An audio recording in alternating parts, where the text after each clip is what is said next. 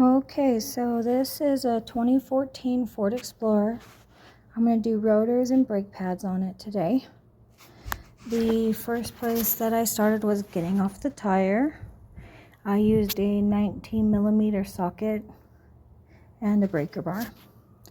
Now the next thing I'm going to do is take my, what is this, 13mm socket and wrench, and I'm going to start with this bolt here.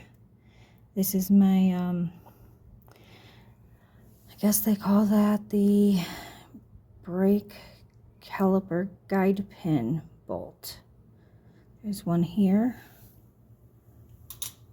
and then one right directly down from it on the bottom. Okay, I'm gonna get that off. Oh, also you have to use a pair of pliers and hold here when you're taking this out, because then it will just spin normally. This one's going fine. I'm just getting it out like this. And I always keep a magnet tray right here so I don't lose any of my bolts. Stay tuned. Okay, so this is what I mean. I'm having to hold these needle nose here as I turn my wrench because it was just spinning and not coming out. Okay, now that I got that unloosened, I'm going to remove that bolt as well. Okay, so I've got the bolts out that went into the little guide pin. That's what this is. It moves back and forth to help the pistons on the brake caliper move. Now you're going to want to take this off. Just pops out like that, and you're going to remove this rubber boot.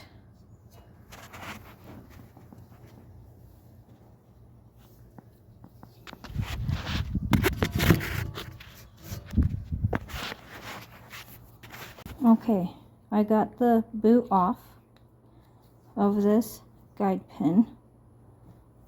I cleaned this off. I'm going to take a little bit of brake lubricant and put it on this shaft here.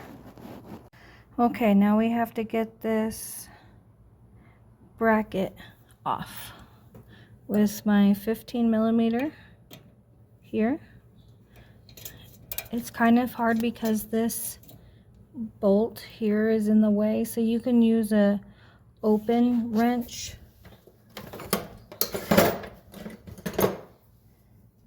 like this kind, but a 15,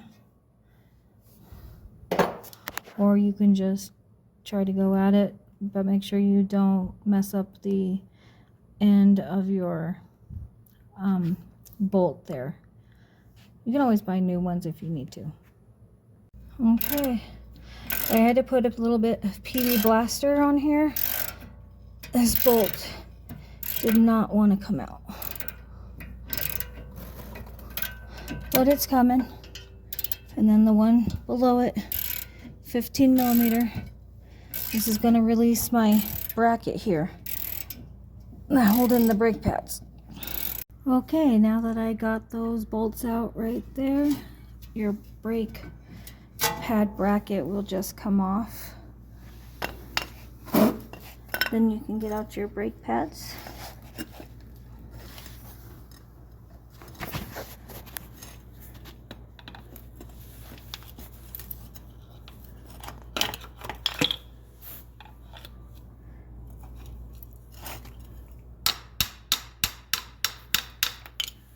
Ta-da! And then you're going to want to take out these little clippies.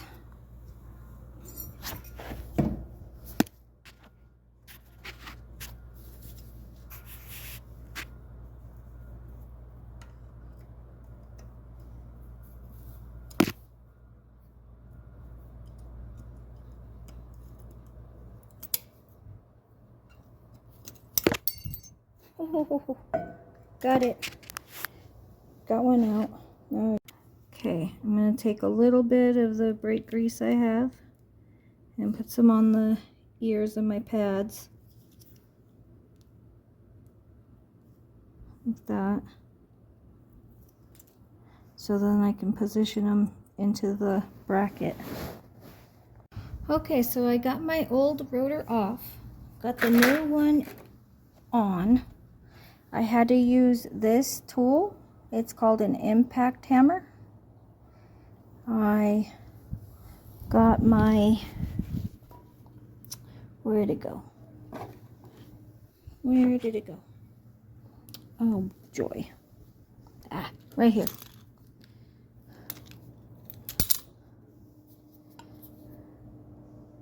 I got my 40 Star Torx bit. I got it in here. If I can get it down in there.